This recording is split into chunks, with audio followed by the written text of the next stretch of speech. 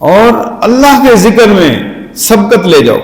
میرے پاک پروردگار کے پیارے محبوب نبی کریم صلی اللہ تعالی علیہ وآلہ وسلم نے فرمایا مجھے یہ بات زیادہ پسند ہے کہ میں ایسی قوم کے ساتھ بیٹھوں جو صبح کی نماز کے بعد سورج کے طلوع ہونے تک اللہ تعالیٰ کا ذکر کرتے ہوں.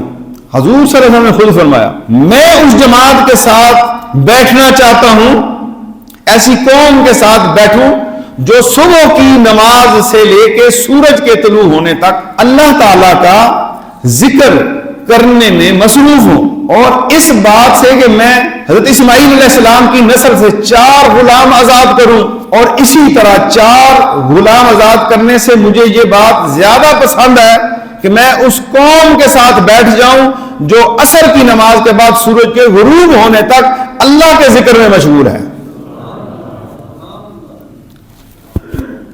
یہ کتنا بڑا درجہ بتایا.